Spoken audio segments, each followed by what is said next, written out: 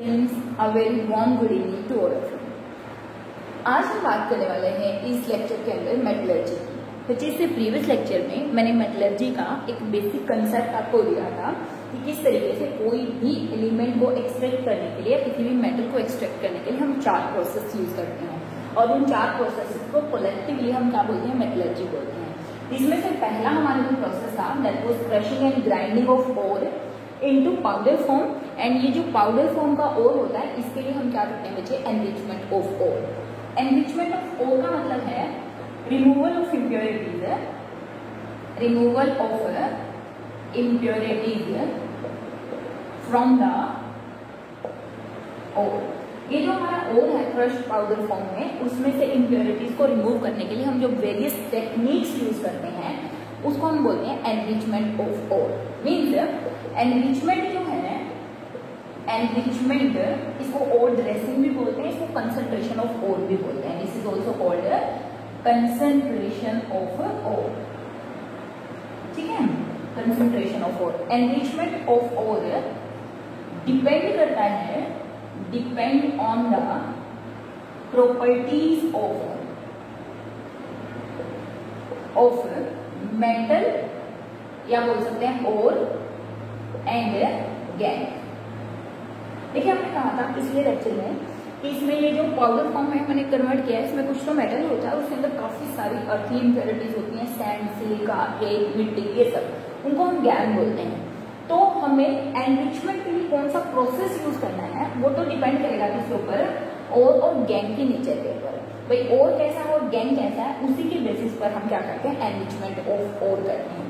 देखिए बच्चों, मैं आपको यहाँ पर कुछ मेथड्स तो लिख दे रही हूँ कि एनरिचमेंट ऑफ ओर में हम कौन कौन से मेथड यूज करते हैं, लेकिन सीबीएसई के अकॉर्डिंग ये सभी प्रोसेसेस आपके सिलेबस में नहीं है।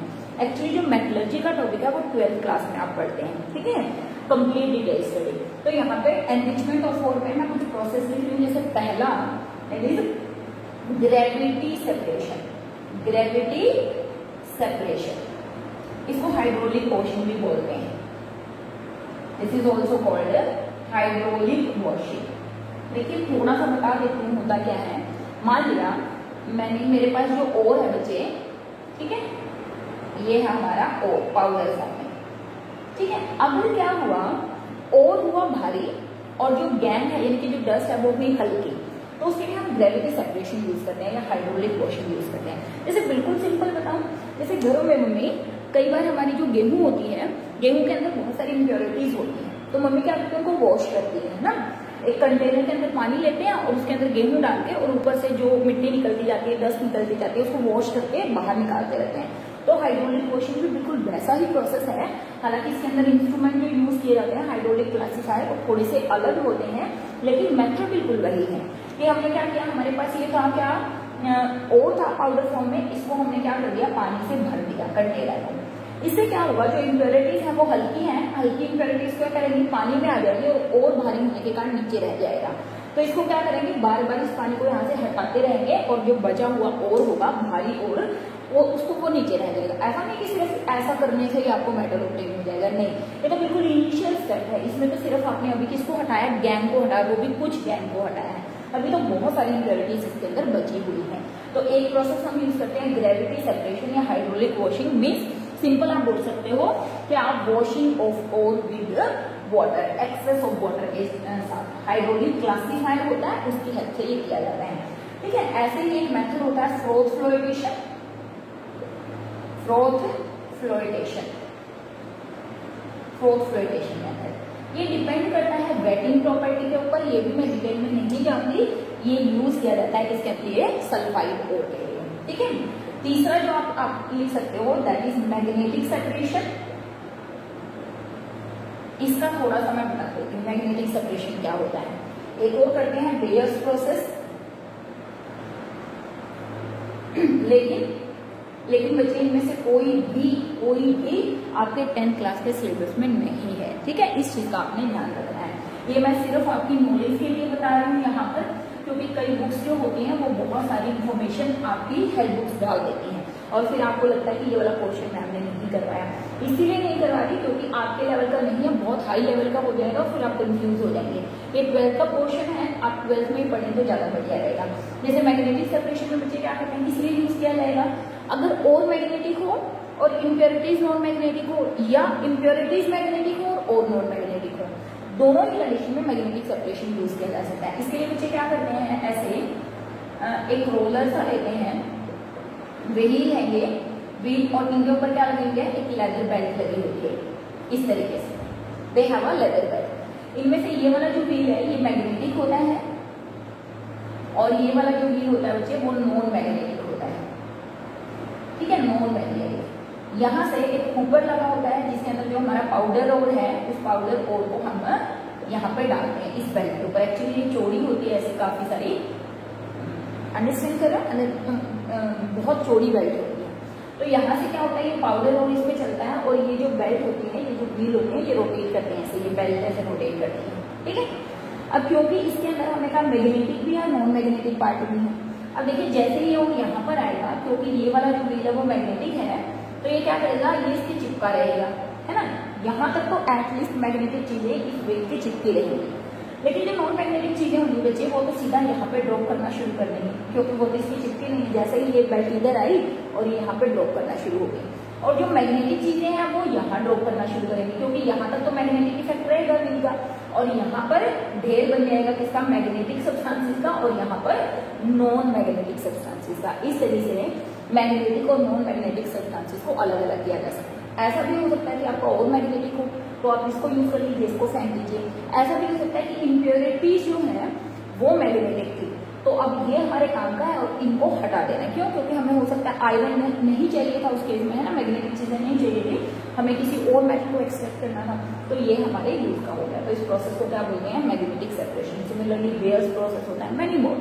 तो कंसंट्रेशन ऑफ ओर में अभी हमें सिर्फ इतना याद रखना है कि बहुत सारी टेक्निक्स यूज की जाती हैं जिसमें गैंग को अलग किया जाता है, किससे, ओर से, बाय यूजिंग वेरियस मेथड्स। और ये जो मेथड्स हैं वो डिपेंड करते हैं कि इम्प्योरिटी और ओर की नेचर कैसी है, लेकिन इनमें से कोई भी मेथड हमारे सिलेबस में नहीं है, इसलिए हम अंदर नहीं गुजरे। Now we are going to talk about extraction of metal which are low in the activity series. Extraction of metals which are low in activity series. कहने का मतलब क्या हुआ, ऐसे मेटल जो लीस्ट रिएक्टिव है, ठीक है ना, ऐसे मेटल जो क्या है, लीस्ट रिएक्टिव मेटल है। फॉर एग्जाम्पल हम बात करें platinum, gold, silver, platinum, gold, silver etcetera, ये ऐसे मेटल हैं जो कि क्या होते हैं बच्चे, कम रिएक्टिव होते हैं। कम, मरकरी भी आप इनमें ले सकते हो एंड कॉपर भी ले सकते हो, मरकरी एंड कॉपर। तो मालूम है ये, और ये तो बिल्कुल ही फ्री स्टेट में मिलेंगे, ये तो रिएक्टिव होंगे, सिल्वर हो सकता है, मरकरी हो सकता है और कॉपर हो सकता है। तो इनकी बात हम करने वाले हैं कि आप इनको कैसे एक्सट्रैक्ट कर सकते हो, how you can extract mercury and copper from their ore. तो बच्चे इसमें सभी मेटल की मेटलर्जी का सबसे पहला स्टेप तो यही होता है, क्रशिंग एंड ग्राइंडिंग, फिर कंसंट्रेशन, और फिर हम वेरियस मेथड यूज करते हैं। बच्चे यहाँ पर जो मरकरी का ओर है, ore of mercury is HGS, इसको बोलते हैं cinnabar. Ore of mercury is HGS और इसका नाम क्या है, सिनेबार। ऐसे भी पूछ लेते हैं, सिनेबार किसका ओर होता है, मरकरी का। HGS का क्या नाम है, सिनेबार है, ठीक है। This is it's name. जैसे मैंने कहा था हेमेटाइट, मैग्नेटाइट, लिमोनाइट, इस तरीके से होते हैं, आयरन पाइराइट, कॉपर पाइराइट। तो HGS क्या है, इट इज सिनेबार, ठीक है। अब इसको क्या किया जाता है बच्चे, HGS मतलब कैसा ओर है, सल्फाइड ओर। कैसा ओर है, सल्फाइड ओर। और अगर आपको याद हो, हमने कहा था कि जो सल्फाइड ओर होते हैं उनकी हम क्या करते हैं, रोस्टिंग करते हैं। क्या करते हैं, रोस्टिंग। किस लिए करते हैं, उसको ऑक्साइड ओर में चेंज करने के लिए, ठीक है। सल्फाइड ओर की रोस्टिंग की जाती है ऑक्साइड ओर में चेंज करने के लिए। रोस्टिंग क्या होती है, heating of sulphide ore in excess of air, यानी कि यहाँ पे हम क्या कर रहे हैं, इसकी रोस्टिंग। जैसे आप रोस्टिंग करेंगे ये चेंज हो जाएगा मर्करी ऑक्साइड में और यहाँ से क्या होगा SO2 गैस निकल, ठीक है। देखिए इसके अंदर सल्फर इम्प्योरिटी था, SO2 की फॉर्म में सल्फर तो निकल गया, ठीक है। बच गया क्या HGO। And what is roasting, ये हम लिख देते हैं roasting, heating of oil in excess supply of air, excess supply of air is called that is roasting, ठीक है ना। So that ore is converted into oxide, so that sulfide ore लिख सकते हैं, so that sulfide ore is converted into oxide, that process is called roasting, ठीक है। ज्यादा से ज्यादा एक्सेस ऑफ एयर में हीट करना क्या कहलाता है रोस्टिंग। तो पहला स्टेप हमारा क्या हुआ, रोस्टिंग कर दिया हमने, हमारे पास क्या मिला बची HGO। और फिर सेकंड स्टेप में हीट कर रहे हैं, ये जो मरकरी होता है इसको, मरकरी ऑक्साइड को जब आप बहुत ज्यादा हीट करते हैं तो यहाँ पे आपको मरकरी मिल जाती है और यहाँ से ऑक्सीजन निकल जाती है। तो यहाँ पे हमें क्या ऑब्टेन हो गया, मरकरी ऑब्टेन हो गया, यही हमारा एम था ऑब्टेन करने का। तो पहले इसको क्रश ग्राइंड किया गया, फिर कंसंट्रेशन की गई, और कंसंट्रेशन के लिए मैंने कहा बहुत सारे मेथड्स यूज कर सकते हैं, वो अलग अलग होंगे। फिर इसका क्या किया गया, एक्सट्रैक्शन किया गया, और उस एक्सट्रैक्शन में हमने क्या किया, रोस्टिंग की। और रोस्टिंग के बाद हमने क्या किया, यहाँ पर वैसे तो हम रिडक्शन कर रहे हैं, लेकिन यहाँ पर जो मरकरी होता है, कुछ ऐसे एलिमेंट होते हैं जो खुद ही रिड्यूस हो जाते हैं, उनको बाहर से किसी रिड्यूसिंग एजेंट की जरूरत नहीं होती। तो यहाँ पर क्या हो रहा है, ऑटो रिडक्शन हो रहा है, ठीक है ना। यहाँ पर क्या हो रहा है, ऑटो रिडक्शन, मतलब अपने आप से रिडक्शन हो रहा है। यहाँ पे मैंने कुछ नहीं डाला, कोई आउटसाइड बाहर से कार्बन मोनोऑक्साइड कुछ नहीं डाला है, इसको सिर्फ हीट करने पर मरकरी और ऑक्सीजन निकल गया। तो ये कैसा है, ऑटो रिडक्शन, अपने आप हमें मरकरी ऑब्टेन हो गया। तो इस तरीके से आप क्या ऑब्टेन कर सकते हैं, मरकरी ऑब्टेन कर सकते हैं, किससे, HGS से। आपको ऐसे भी कहा जा सकता है कि सिनेमा से मरकरी ऑब्टेन करने के लिए वेरियस प्रोसेस लिखिए। तो पहला स्टेप ये लिखेंगे रोस्टिंग, दूसरा स्टेप लिखेंगे ऑटो रिडक्शन, एक्सेस हीटिंग पर हमें क्या मिल जाएगा, मरकरी ऑब्टेन हो जाएगा, ठीक है। सिमिलरली हमारे पास कॉपर सल्फाइड है Cu2S, ठीक है। ये क्या हुआ, ओर ऑफ कॉपर सल्फाइड। इसके भी बच्चे हम क्या करेंगे, एयर में एक्सेस हीट करेंगे, यानी कि क्या करेंगे, रोस्टिंग करेंगे। और जब आप इसकी रोस्टिंग करेंगे तो ये भी इसमें चेंज हो जाएगा, it get converted into copper oxide और सल्फर डाइऑक्साइड निकल के चली जाएगी, ठीक है। तो ये है पहला स्टेप रोस्टिंग का। और इसके अंदर सेकंड स्टेप में नीचे क्या होता है कि ये जो कॉपर ऑक्साइड है, देखिए कुछ कॉपर सल्फाइड तो इसमें चेंज हो गया कॉपर ऑक्साइड, लेकिन कुछ कॉपर सल्फाइड की फॉर्म में ही रह जाता है, पूरा का पूरा चेंज नहीं होता, क्योंकि कुछ इम्प्योरिटीज होती हैं जो इसको वापस चेंज कर देते हैं कॉपर सल्फाइड में। तो ये जो कॉपर सल्फाइड और कॉपर ऑक्साइड है, ये आपस में ही रिएक्शन करके कॉपर और SO2 यहाँ से निकल जाता है। रिएक्शन को आप बैलेंस कर सकते हैं, 4 का नहीं, यहाँ 2 करना पड़ेगा क्योंकि 2 चाहिए मुझे। तो ये हो गया 4 दूनी 8 2 10 2 3 4 6 2 2 4 और 2 that is 6 copper plus SO2, ठीक है। तो इस तरीके से बच्चे क्या हुआ, यहाँ पर भी मैंने बाहर से कोई रिड्यूसिंग एजेंट नहीं डाला है, यहाँ पर भी क्या हो रहा है, ऑटो रिडक्शन हो रहा है। यहाँ पर भी क्या हो रहा है, there is also auto reduction because there is no need of external reducing agent, carbon या किसी और की हेल्प से मैंने रिडक्शन नहीं किया। तो इसको बहुत अच्छे से याद रखना है, ये दोनों ही रिएक्शन बहुत ज्यादा इंपॉर्टेंट है। किस तरीके से आप सिनेबर से मरकरी ऑब्टेन कर सकते हो, किस तरीके से आप कॉपर सल्फाइड से आप क्या कर सकते हो, कॉपर को ऑब्टेन कर सकते हो, ठीक है। These are 2 important method. तो ये हमारे क्या हुए, which are those ores which are low in the activity series, बहुत ज्यादा रिएक्टिव नहीं है और किस फॉर्म में होते हैं, सल्फाइड की फॉर्म में होते हैं। नेक्स्ट हम बात करने वाले हैं metals which are present in the middle of the activity series, ठीक है। वैसे तो आयरन CuFeS2 की फॉर्म में भी एग्जिस्ट करता है नेचर में, वो भी इसका और है, और भी बहुत सारी फॉर्म हो सकती है, लेकिन अभी हम सिर्फ 10th लेवल की बात करने वाले हैं। That is extraction of metals of middle activity series, extraction of metals present in middle of activity series, middle of activity series. ठीक है, यानी कि हम मोस्ट प्रोबेबली किसकी बात करें, हम बात करें बेटा जिंक, आयरन भी ले सकते हैं, पीवी है ना, जिंक, आयरन, लेड एक्सेट्रा, ये किस फॉर्म में प्रेजेंट हो, मिडल एक्टिविटी सीरीज के एलिमेंट है, इनको कैसे एक्सट्रैक्ट किया जा सकता है। ठीक है, पहले हम बात करते हैं जो जिंक है उसका जो ओर है वो है जिंक कार्बोनेट। ठीक है ना, जिंक कार्बोनेट, इसका नाम है वैसे कैलेमाइन, कैलेमाइन। ठीक है, नाम ना याद रहे तो जिंक कार्बोनेट इसका ओर होता है। देखिए बच्चे, अब इसको क्या करेंगे, ये तो कार्बोनेट ओर है, और अगर आपको याद हो कार्बोनेट ओर को हम हीट करते हैं ताकि वो किसमें चेंज हो जाए, ऑक्साइड ओर में, और एक्सेंस ऑफ एयर में करते हैं, इसलिए उसको हम क्या बोलते हैं, कैल्सिनेशन बोलते हैं। क्या बोलते हैं उसको, दैट इज कॉल्ड कैल्सिनेशन। तो मीन्स जिंक कार्बोनेट को हीट किया बिना एयर के, लिमिटेड उसमें, यानी कि कैल्सिनेशन किया, और हमें क्या मिल गया, sorry, zinc oxide plus CO2। Means carbonate से किसमें चेंज हो गया, ऑक्साइड में चेंज हो गया, और CO2 क्या हो गई, एटमॉस्फेयर में चली जाएगी, जो भी गैस है। कार्बोनेट कैल्सिनेशन से किसमें चेंज हो जाएगा, ऑक्साइड ओर में।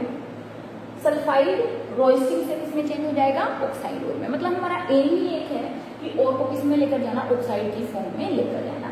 And what is calcination, calcination heating of carbonate ore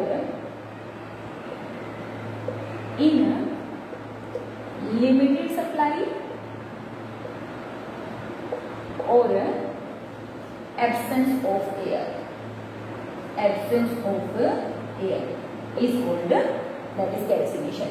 calcination का मतलब है किसी भी कार्बोनेट और को या तो लिमिटेड सप्लाई ऑफ एयर में या बिल्कुल ही एब्सेंस ऑफ एयर में हीट करना, so that it convert into oxide और इज कॉल्ड कैल्सिनेशन। तो दोनों डेफिनेशन इंपॉर्टेंट है, what is roasting, what is calcination, दोनों में डिफरेंस इंपॉर्टेंट है कि रोइस्टिंग और कैल्सिनेशन में क्या डिफरेंस है, ये किसके लिए किया जाता है और ये किसके लिए किया जाता है, ये दोनों इंपॉर्टेंट। ठीक है, बात करें इनकी प्यूरिफिकेशन के लिए, देखिए ये किस फॉर्म में हो सकते हैं, या तो ये सल्फाइड फॉर्म में हो सकते हैं, या किस में हो सकते हैं, कार्बोनेट फॉर्म में हो सकते हैं, या किस में हो सकते हैं, ऑक्साइड फॉर्म में हो सकते हैं। Means they can exist in nature in sulphide form, carbonate form and oxide form. For example ZnS, zinc जो है ZnS की फॉर्म में भी एग्जिस्ट करता है, जिंक कार्बोनेट की फॉर्म में भी एग्जिस्ट करता है, और आयरन जो होता है बच्चे वो आयरन ऑक्साइड यानी कि हेमेटाइट की फॉर्म में एग्जिस्ट करता है, इसको कैलेमाइन बोलते हैं, दिस इज कॉल्ड कैलेमाइन। ठीक है, तो इस तरीके से स्टूडेंट सल्फाइड एंड कार्बोनेट और ऑक्साइड किसी भी फॉर्म में कौन हो सकते हैं, elements which are present in the middle of the activity series. Now let me discuss how we can obtain these metals from this। तो जो हमारा फर्स्ट स्टेप है that is conversion of sulphide and carbonate ore into oxide form. पहला काम तो हमारा यही है, जो कि हमने कहा कार्बोनेट और सल्फाइड से इजिली मेटल को ऑब्टेन नहीं किया जा सकता, इसलिए पहले हम उसको ऑक्साइड फॉर्म में चेंज करते हैं, और इसके लिए हमें मालूम है कौन कौन से प्रोसेस हम करते हैं। फॉर एग्जांपल अगर हमें ZnCO3 इसको क्या करना है, हीट करना है एब्सेंस ऑफ एयर में, तो हम यहाँ पे क्या कर रहे हैं, वी आर डूइंग कैल्सिनेशन। ठीक है, और इसमें चेंज हो जाएगा, get converted into ZnO and CO2 gas is evolve. Similarly यहाँ पर अगर हम क्या करें, ZnS को हम चेंज कर रहे हैं इसके अंदर ZnO में, तो यहाँ पर हम क्या कर रहे हैं, हीट कर रहे हैं एक्सेस ऑफ एयर में, मीन्स हम क्या कर रहे हैं, रोइस्टिंग। बच्चे अगर हमें पूछे रोइस्टिंग और कैल्सिनेशन में क्या डिफरेंस, आप एक छोटी सी टेबल भी बना सकते हैं, खुद से बना लेना कि कैल्सिनेशन और रोइस्टिंग की डेफिनेशन लेके एग्जाम्पल लिख सकते हो कि ये कार्बोनेट के लिए किया जाता है कैल्सिनेशन, और इसके लिए सल्फाइड ओर के लिए किया जाता है। एम दोनों का सेम है कि क्या करना, मेटल को किसमें चेंज करना, मेटल ऑक्साइड में चेंज करना। तो हमारा फर्स्ट एम क्या है, जो एटम मिडल एक्टिविटी स्टेज में प्रेजेंट होते हैं, अगर वो सल्फाइड फॉर्म में उनको भी ऑक्साइड में चेंज करना, जो कार्बोनेट फॉर्म में है उनको भी करना, और जो ऑक्साइड में है वो तो ऑलरेडी ऑक्साइड में है। तो this is the first step, conversion of sulphide and carbonate ore into its oxide form. अब ये जैसे ही ऑक्साइड फॉर्म में चेंज हो गए हैं बच्चे, उसके बाद हमारा काम क्या होता है, हमें करना होता है इनका रिडक्शन। क्या करना होता है इनका रिडक्शन, ठीक है। तो हमारा जो सेकेंड प्रोसेस है that is reduction of oxide so that we can obtain crude metal। देखिए मैंने कहा रिडक्शन के बाद भी जो मेटल ऑब्टेन होगा वो जरूरी नहीं है कि आपको प्योर मिल जाए, प्योर मिल भी सकता है, लेकिन उसके लिए फिर भी कुछ रिफाइनिंग के प्रोसेसेस हमें करने होते हैं। यानी कि फोर्थ स्टेप जो होता है हमारा वो क्या होता है, रिफाइनिंग ऑफ द मेटल। तो अब हम पहला स्टेप कर चुके हैं, ऑक्साइड ओर में चेंज कर चुके हैं। अब हम बात करेंगे किसकी, reduction of oxide into its crude metal form, ठीक है। तो मुझे देखिए रिडक्शन के लिए हम 3 तरीके के रिडक्शन यहाँ पर करने वाले हैं। कौन से रिडक्शन, यहाँ पर तो खैर हम जो बात करने वाले हैं 2 तरीके के रिडक्शन की। एक एक्स्ट्रा रिडक्शन है जो हम ऑलरेडी कर चुके हैं, मैं यहाँ पे थोड़ा सा रिवाइज करवाऊंगी आपको, अभी किया है हमने, ठीक है। तो पहला हम कर रहे हैं reduction by using carbon and carbon monoxide as reducing agent. Means हम क्या करें, ऑब्वियस बात, अगर हमें रिडक्शन करना तो कोई रिड्यूसिंग एजेंट तो चाहिएगा। अगर आप carbon and carbon monoxide as reducing agent कर रहे हैं तो यहाँ पे मैं लिख भी देती हूँ, this process is called smelting. This process is called smelting. इसका मतलब अगर हमें 1 मार्क में क्वेश्चन आ गया what is smelting, if any metal oxide is reduced to in its metallic form by using carbon and carbon monoxide as reducing agent, that process is called smelting।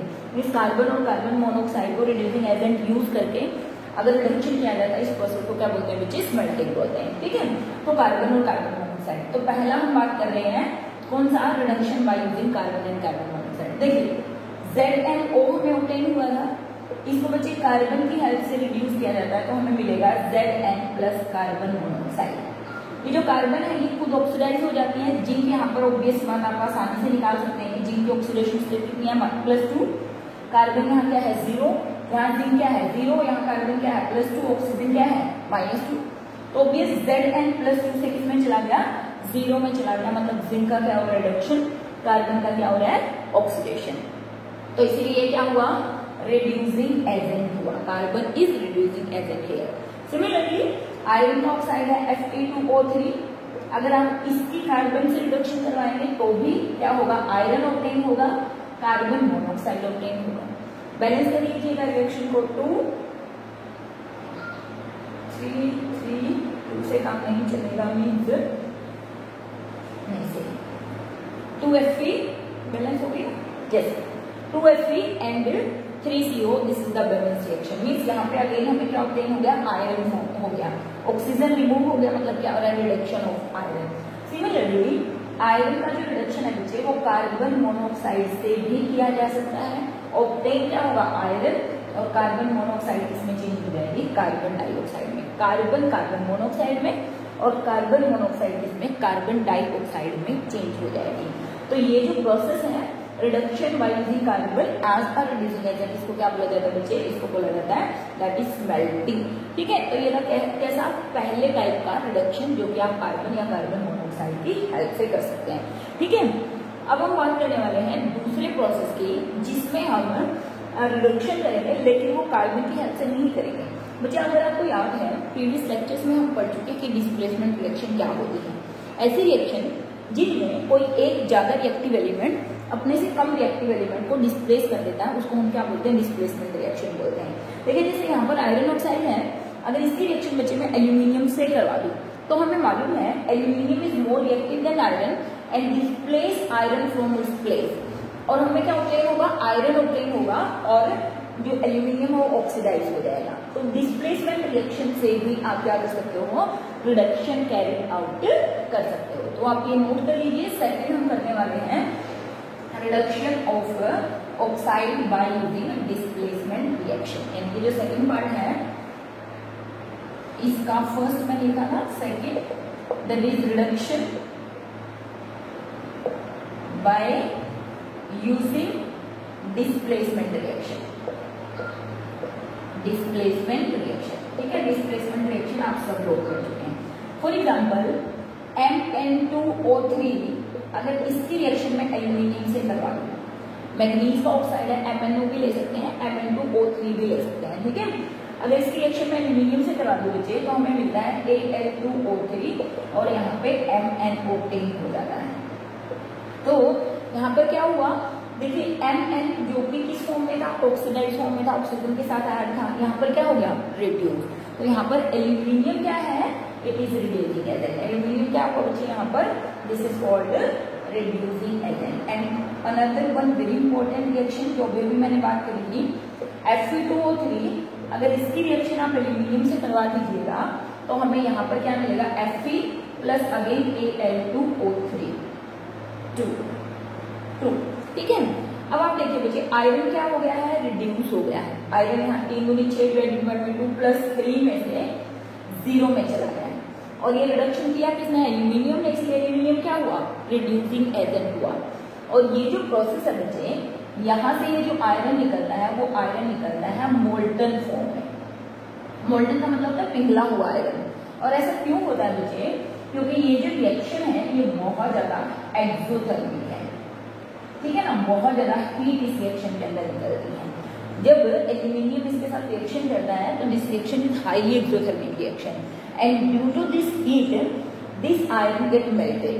मतलब ये जो iron निकलता है वो molten form में निकलता है और ये जो मोल्टन आयरन होता है बच्चे, इस मोल्टन आयरन का यूज किया जाता है इसके लिए for joining the railway track. Joining the railway tracks means जैसे मान लिया रेलवे का कोई ट्रैक है, बीच में से वो टूट गया यहाँ पे, तो क्या किया जाता है बच्चे, इंस्ट्रूमेंट्स आते हैं, जैसे वेल्डिंग का प्रोसेस आपने सुना होगा। वेल्डिंग में क्या करते हैं, कोई टूटी हुई जो चीज होती है उसको जोड़ने के लिए लिक्विड फॉर्म का यूज करते हैं, तो वो चाहे आयरन हो या कोई और मेटल हो, ठीक है। तो यहाँ पे क्या करते हैं, मोल्टन आयरन से इसको भर देंगे ऐसे, ठीक है, और फिर उसके बाद ठंडा होने के बाद ये क्या हो जाएगा, सेट हो जाएगा। तो इसीलिए इस तरीके से इसका यूज किया जा सकता है, यानी वेल्डिंग के लिए बेसिकली इसका यूज किया जा सकता है। तो बच्चे ये जो रिएक्शन है, कंप्लीट रिएक्शन, क्या ये Fe2O3 plus Al give this one this one, ये जो कंप्लीट रिएक्शन है this is called thermic reaction.